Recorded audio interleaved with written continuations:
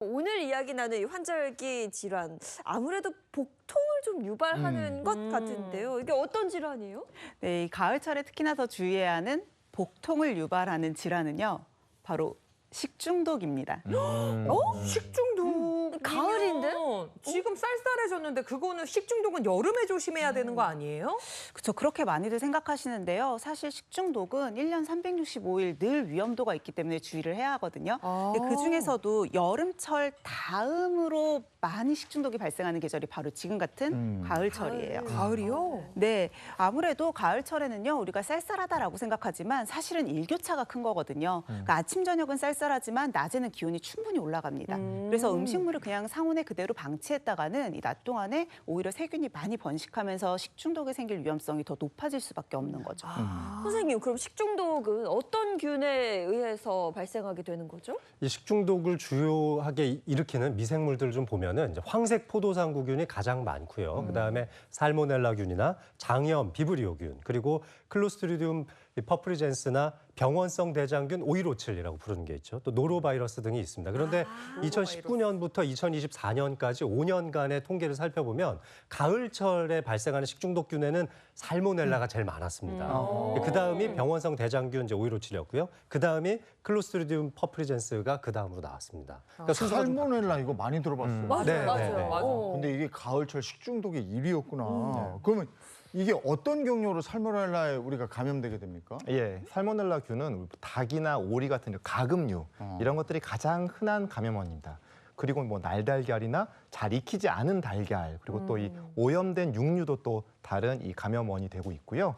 그다음에 또 살모넬라에 걸린 또 동물이 있습니다. 이 동물과 또 이 동물, 감염된 동물이 살고 있는 이 환경에 접촉했을 때도 걸릴 수가 있고요. 그다음에 또 이 살모넬라균을 또 앓고 있는 환자, 이 환자의 또 이 구강이나 분변 이 경로로도 전염이 될 수가 있습니다. 어머나. 예, 또 식품의약품안전처에 따르면 이 살모넬라 같은 식중독균이 이게 음식에 오염이 되더라도 이게 뭐 맛이나 냄새는 뭐 거의 차이가 없는 경우가 많이 있기 때문에 더욱더 주의가 필요합니다. 아니 그런데 이런 식중독을 일으키는 균들 같은 경우에는 저는 이제 뭐 팔팔팔 끓이면은 이 균들이 다 죽는다. 이렇게 알고 지내고 있는데 이게 아닌가요 혹시?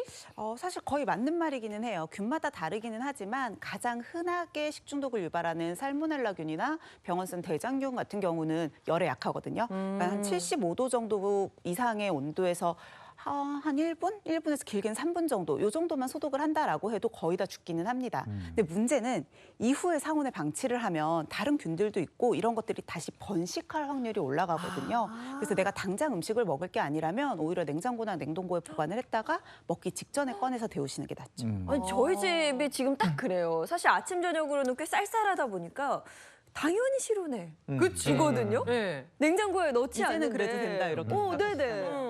이거 좀 생각을 좀 바꿔야겠다 싶습니다. 넣어야겠다. 그리고 우리가 냉장고도 지나치게 믿으면 안 될 것 같아요. 맞아요. 우리 집 안에 보면 언제 쪽 건지도 모르는 고개 있는데 갔다가 가끔가다 저는 생명의 위협을 느끼거든요. 근데 이게 식중독에 걸리면 아까 말씀처럼 이렇게 복통 뭐 이런 거 있잖아요. 네. 그 외에 또 어떤 증상이 있는 거예요? 사실 식중독은 균이 원인이다 보니까요. 이 원인균에 따라서 증상이 많이 다양하고요. 또 같은 균이라고 해도 사람마다 증상이 다양하긴 합니다. 그래도 일반적으로는 소화기계에 생기는 질환인 만큼 소화기계 증상이 가장 많거든요. 말씀하셨던 복통 이외에도 일단 속이 좀 메스꺼거나 구토를 할 수도 있고요. 뭐 복부 팽만감이나 불편감, 소화불량도 동반을 할 수가 있고 복통뿐만 아니라 설사 같은 것들도 동반을 할 수가 있겠죠. 근데 이제 문제는 증상이 더 심해지면 전신적인 증상이 나타날 수 있어요. 여기서 그치지 않고 두통이 생긴다거나 전신적으로 근육통이 생긴다거나 오한, 발열 뭐 여러 가지 증상들이 좀 생길 수가 있는데요. 보통 식중독이라고 하면 되게 가벼운 질환이라고 많이 생각하세요. 근데 아까 말씀드린 것처럼 아주 심한 경우에는 정말 목숨과도 관계될 수 있는 정말 중증의 질환으로도 발생을 할 수 있습니다. 특히 그럴 위험성이 높은 게 면역력이 떨어져 있는 영유아나 고령의 분들이시겠죠. 특히나 이 너무 어린 영유아의 경우는 탈수에 굉장히 취약할 수가 있고요. 그리고 구토가 동반이 됐다. 그러면 구토를 하다가 이 토사물이 기관지에 낄 수도 있어요. 그러면 호흡곤란을 일어날 수도 있고요. 아니면 아예 폐로 넘어가서 흡인성 폐렴을 유발할 수도 있는 만큼 각별한 주의가 필요합니다. 그러면 음식을 먹고 난 뒤에 식중독 증상이 딱 있다. 네. 그럼 어떻게 해야 돼요? 일단은 음식 섭취를 좀 줄이고 수분 공급에 굉장히 신경을 많이 쓰시는 게 좋습니다. 수분 공급. 그래서 물을 많이 먹고 또 적절한 이제 당분을 섭취하는 게 중요하기 때문에 뭐 시중에 판매되는 이온 음료를 좀 활용해 보시는 것도 도움이 됩니다. 가능한 조금씩 이제 장염 기운이 좀 줄어들기 시작하면 간단한 이제 미음이나 쌀죽 같은 것들을 이용해서 좀 기름기 없고 담백한 음식들로 수분과 함께 당분을 공급해 주는 게 좋은데요. 하지만 굉장히 증상이 심할 때가 있잖아요. 너무 설사가 많이 막 주룩주룩 많이 나온다거나 아니면 복통이나 구토가 너무 심할 경우에 탈수가 굉장히 위험해질 수 있습니다. 이뿐만 아니라 아주 고열에 시달리는 경우나 또는 대변에 이 피가 섞여 나오는 경우가 있습니다. 이런 경우는 이제 반드시 병원을 방문해서 입원 치료를 하시는 게 좋고 이때 이제 수액을 맞게 되는 거죠. 수액을 맞고 또 대증적이나 보존적인 치료를 하면서 조금 며칠 경과하다 보면 또 금세 좋아집니다. 근데 진짜 이렇게 지금 말만 들었는데도 복통, 구토, 설사 이거 우리 한 번씩은 다 경험을 해봤기 때문에 그 고통을 알잖아요. 식중독 진짜 안 걸리고 싶은데 혹시 예방할 수 있는 방법이 있을까요? 방법 이제 간단하게 기억하시라고요. 네. 손 보고 끓익새 요것만 기억해 주시면 됩니다. 아니, 손 보고 뭘 끓여? 손 보고 끓여? 뭘 보고? 손에 레시피가 있나요? 뭘 끓여야 되나? 라면 요거, 끓여? 요거 우리 학창 시절 때 하나씩 했던 것처럼 포인트 한 글자씩 모은 거거든요. 일단 손부터 시작을 하면 손은 반드시 씻어야겠죠. 네. 여러분들이 깨끗하게 손을 흐르는 물로 비누 이용해서 30초 이상 씻어주셔야 되고요. 보는 보관 온도입니다. 냉장식품의 경우는 5도 이하, 냉동식품은 영하 18도 이하로 보관을 해주셔야 돼요. 그다음에 구는 구분 사용인데요. 나름식과 조리음식이 섞이지 않도록 구분을 해주시는 게 좋은데 특히나 칼과 도마 반드시 구분을 해서 교차 오염을 방지하시는 게 좋아요. 끓은 끓여 먹기입니다. 특히 물은 꼭 끓여서 드셔야 하고요. 익은 익혀 먹기. 육류 같은 경우는요. 중심 온도가 75도가 될 때까지 또 어패류는 85도 이상에서 1분 이상 익혀 드셔야지 식중독을 예방할 수 있습니다. 자, 마지막 세척 소독이에요. 식재료나 조리기구는 반드시 깨끗하게 세척하고 소독하셔서 이 가을철 식중독으로부터 건강을 잘 지키시면 좋겠습니다. 네, 그리고 그 외에도 이 높은 온도에서 주로 이 세균들이 잘 번식을 하기 때문에 자, 이 음식이 그 빨리 가능한 한 냉장 보관해야 되는 거 빨리 냉장고에 보내시는 게 좋은데요. 네. 아까 우리 이정환 아나운서도 말씀하셨지만 이 냉장고를 무조건 맹신해서는 안 되거든요. 어느 냉장고에나 보면 정체를 알 수 없는 검은 비닐판이 들어 아니, 있잖아요. 구덱도 그래요? 거의 다 있습니다. 떡이 많이 들어있어요. 예, 네, 이렇게 벽돌 같은 냉장고에서도 거. 예, 오래 음식을 보관하게 되면 그 자체로 거기서 또 세균이 번식을 할 수가 있거든요. 그러니까 냉장고에서 음식을 꺼내시게 되면은 70도 이상에서 최소한 한 3분 이상 이렇게 재가열을 해서 드시는 것이 좀 더 안전하겠습니다.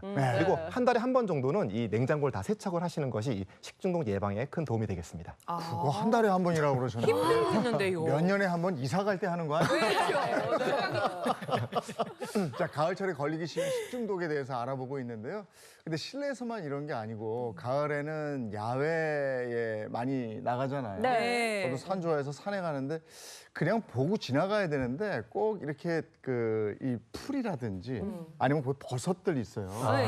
그런 거 풀을 집어서 사료잡는 집어서 것들. 드시는 분들 이거 안 되는데 그렇죠. 그래서 야외에서 자연독 식중독을 또 조심해야 된다 이러거든요. 이게 뭔지 모르겠어요. 네, 일단은 식중독의 종류에 대해서 좀 알아볼 필요가 있는데 자, 앞서서 지금까지 설명해드리는 이 식중독들은 다 독소에 의한 식중독입니다. 그러니까 음식물 속에 들어있는 미생물이 만들어낸 독소를 우리가 섭취함으로써 식중독이 생기는 걸 지금까지 이제 대부분 알고 계시는데 방금 MC님께서 말씀하신 것처럼 자연독 식중독이라는 게 있어요. 예를 들면 이제 보거라든지 모시조개나 또 이제 뭐 식물성 음식 중에서는 버섯, 또 감자, 피마자씨 같은 경우에 들어있는 여러 가지 독성 물질들에 의해서 생기는 걸 이 자연독 식중독이라고 합니다.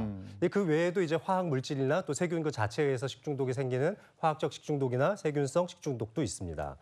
자, 그런데 가을철에 진짜 더 조심해야 될 게 바로 이 지금 두 번째 설명해드린 자연독 식중독인데요. 이 자연독 식중독이란 자연 속에서 자연스럽게 저절로 생성된 독소를 섭취하는 걸 말하는데 가장 이제 대표적인 게 버섯 같은 걸 사례로 들 수 있습니다. 특히 야외 활동이 늘어나는 가을철에 집중되고 있는데 2012년부터 2023년까지 10년 동안 조사해온 통계를 살펴보면은 가을철에 발생하는 이 자연독 식중독 비율이 전체 계절 중에 50%를 차지할 정도로 빈번하게 나타나고 있습니다. 50%. 지난 2022년 10월에 이 수확을 다 마친 이 인삼밭에서 이 잔뿌리를 주워 드신 이 마을 분들이 구통과 이 복토 그다음에 이런 것들로 인해서 병원 신세를 졌던 그런 일이 있습니다. 그게 인삼인 줄 알고 먹었던 이 잔뿌리들이 알고 보니까 이 북미가 원산지인 미국 자리공이라고 하는 그런 독초였던 거죠. 예. 비슷하게 생겼나 그렇죠. 봐요. 어머, 진짜 비슷하게 생겼다. 예, 뿌리 형태가 뭐 인삼이나 더덕, 뭐 도라지 등하고 네. 비슷해서요. 이 오인 섭취로 인한 이 중독 사고도 굉장히 빈번하다고 하는데요. 자, 이 자리공은 뿌리를 잘랐을 때 이 단면 모양으로 앞에 말씀드린 인삼 등과 이 구분이 가능하다고 합니다. 자, 이 자리공은 뿌리를 잘랐을 때 이 단면 모양, 이 단면을 보면은 나이테처럼 이 붉은 무늬가 있다고 하니까 보였어요. 예, 방금. 알아두시면 좀 유용하실 것 같아요. 네. 예, 그리고 이 자연독 식중독의 경우에는 정말 심한 경우에는 사망에도 이를 수가 있기 때문에 아이고. 주의하셔야 되는데 그러니까 우리가 야생을 가다가 잘 모르는 그런 야생 식물이 있다고 하면 네. 그냥 드시지 않는 게 그냥 두시면 좋겠어요. 어. 최소한의 예방 방법이라고 할 수 있겠죠. 근데 우리 네. 엄마 아빠들이 꼭 가면 이게 무슨 풀인 줄 아니? 하면서 막 자꾸 이건 무슨 나물이고 설명해 주시는데 우리 엄마 얘기 듣다가 보면 한 90%가 틀려요. 조심해야 돼. 근데 이게 진짜로 되게 중요한 게요. 이제 요즘 같은 가을철에 되게 산행 많이 하시죠. 그러다 보면 야생 버섯을 채취하시는 분들이 정말 많으시거든요. 국립수목원에 따르면 우리나라에 자생하고 있는 야생 버섯 종류가 2,220여 종이나 된다고 해요. 그런데 그 중에서 독버섯이나 또는 유해성 불명의 버섯이 77%를 넘는다고 하거든요. 상당한 비율이죠. 그 중에서도 좀 유명한 버섯이 하나 있는데요. 한 개만 먹어도 사망할 정도로 굉장히 독성이 치명적이어서 무려 죽음의 천사라고 하는 별명을 가지고 있는 버섯이 있습니다. 바로 도구산 광대버섯인데요. 이 버섯은 아마톡신이라고 하는 간에 굉장히 치명적인 톡신을 가지고 있어요. 문제는 이게 일반 버섯과 좀 비슷하게 생겼다라고 볼 수가 있는 어머, 거죠. 너무 비슷한데요? 네, 식용버섯 중에 하나인 흰주름 버섯과 굉장히 비슷하게 생겨서 중독 사고가 정말 많이 발생을 한다고 합니다. 근데 이 독버섯이 섭취 후에 8시간에서 한 10시간 정도가 지나면 설사, 복통, 구토를 일으키고요. 심한 경우에는 급성 간부전증이나 급성 신부전증까지도 유발을 할 수가 있어요. 이 외에도 이 정말 식용버섯과 비슷하게 생긴 독버섯들이 굉장히 많은데 제가 몇 가지만 좀 소개를 해드리도록 하겠습니다. 쌀이버섯은 식용이지만 이름도 비슷하고 모양도 비슷한 이 붉은 쌀이버섯은 독버섯이기 때문에 섭취하시면 자연독 식중독을 일으킵니다. 헷갈려. 마찬가지로 이 느타리버섯도 식용이지만 이와 비슷하게 생긴 이 화경솔밭버섯은 독버섯이기 때문에 주의하셔야 합니다. 진짜 몸에 좋게 생겼어, 심지어. 큰일 나, 이거. 자, 그런데 이제 많은 분들이 산에서 이렇게 버섯을 딱 하면은 딱 스마트폰 꺼내가지고 네. 딱 사진 찍어가지고 이게 검색해 보시거든요. 맞아요. 그래서 식용으로 먹을 수 있는 건지 아니 이렇게 확인해 보시는 분들이 있는데 굉장히 위험합니다. 이 사진 검색만으로는 이게 정확하게 독버섯인지 아닌지 감별하기도 어렵고요. 인터넷은 의외로 좀 약간 잘못된 정보들도 많이 있기 때문에 주의를 하셔야 됩니다.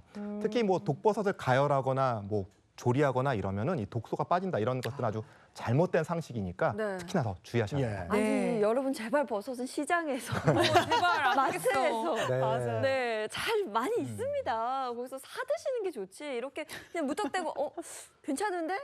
괜찮은 거야. 절대 안 됩니다. 그럼요. 근데 앞서 이제 잘못된 상식 말씀해 주셨는데 버섯과 관련된 잘못된 상식이 그렇게 많다면서요. 그렇죠. 독버섯은 색이 화려하다. 그러니까 색이 화려하지 않고 좀 수수하게 생긴 버섯은 먹어도 된다 이렇게 맞아. 생각하잖아요. 근데 조금 전에 보셨던 그 도구산 광대버섯 같은 경우는 뭐 주름버섯하고도 비슷하게 생겼지만 네. 또 어떻게 보면 양송이버섯하고도 좀 비슷하게 네. 생겼거든요. 그러니까 그런 속설 절대 믿으시면 안 되고 또 세로로 잘 찢어지는 버섯은 또 잘 먹을 수 있다. 느타리 네. 버섯처럼요. 근데 절대 그렇지 않습니다. 이 삿갓 외대버섯이라고 하는 이 버섯은 세로로 잘 찢어지는 특성을 가지고 있지만 아주 굉장히 강력한 독성을 가지고 있고요. 어머나. 마지막으로 뭐 들기름, 뭐 가지랑 같이 뭐 볶아 먹으면 괜찮다. 그리고 벌레 먹은 그 버섯은 또 괜찮다고 괜찮다. 하시면 절대 믿으시면 안 됩니다. 각별히 조심하시면 벌레가 네, 먹고 안 좋겠습니다. 죽으면 네. 나도 안 죽을 줄 알았는데. 산에서 벌레가 저런 거 아니잖아. 채취해 드실 생각하지 말고요. 기분 내고 싶으신 분들은 집에서 버섯 가져가서 네. 산에서 드세요. 좋은 방법이에요. 좋은 방법이에요. 기분만 내면 돼요. 마치 그럼 거기서 되지. 창어처럼. 네. 그럼 자연독 식중독을 예방할 수 있는 방법은 뭡니까? 저희가 지금 계속 강조하고 있지만 예방할 수 있는 가장 좋은 방법은요. 야생에서 채취한 산나물이나 네. 버섯이나 약초 같은 것들을 드시지 않는 것입니다. 네. 맞아요. 가장 중요하지만 뭐 어쩔 수 없이 내가 이미 채취해서 먹었다. 근데 먹었는데 갑자기 복통도 생기고 구토나 뭐 호흡곤란이나 이런 증상들이 생겼다라고 하면 지체하지 말고 병원으로 가시는 게 좋습니다. 근데 한 가지 더 팁을 드리자면 내가 먹었던 그 남은 식품을 가지고 가셔야지 또 의사들이 확인을 하면서 조금 더 빠르게 치료가 이루어질 수 있거든요. 참고하시면 좋겠습니다.